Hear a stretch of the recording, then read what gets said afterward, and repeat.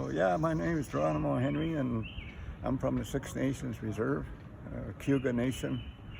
Yeah, and yeah, I came to school here in 1942, and I left in '53. So I guess I was here about 11 years. Yeah, and it was so sad to hear the news about finding these 215 children that were.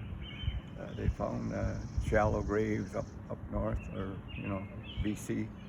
But and I always said that anybody that went to the residential school, because there was 113 of these schools right across Canada, and we're all kind of like brothers and sisters, because nobody has experienced what we experienced.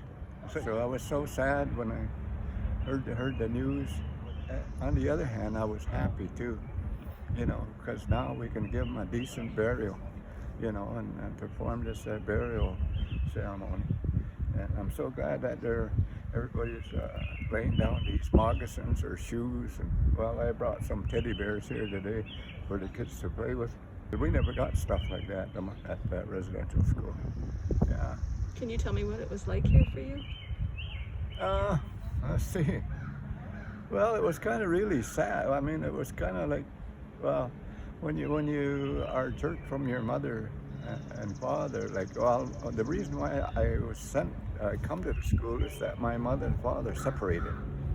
So my mom, couldn't look after us kids, so they sent 4 of us here.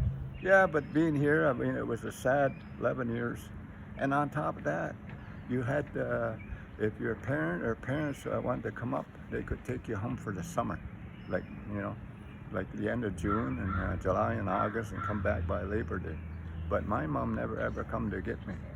So I just stayed here 265 days a year. Never seen home, or being here, it was rough.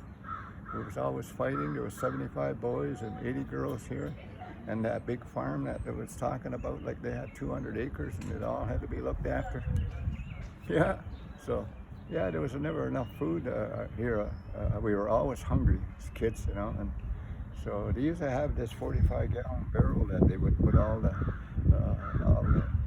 leftovers or the peelings from potatoes or onions and celery, cut the tops off.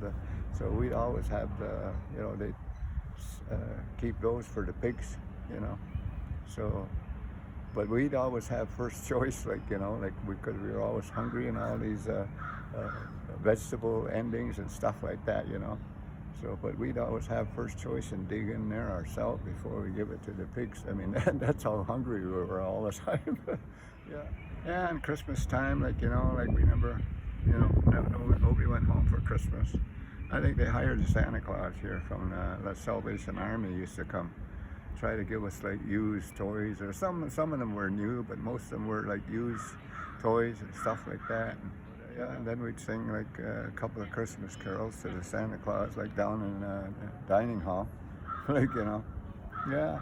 So, and then we had to go to church, down to this Mohawk Chapel. We had to go there every Sunday, but we mostly went there, especially in the wintertime. We went there just to get warmed up, because the playrooms down, they were kind of down cellar. They were always cold, and kids were always sick or something, but you don't get nothing.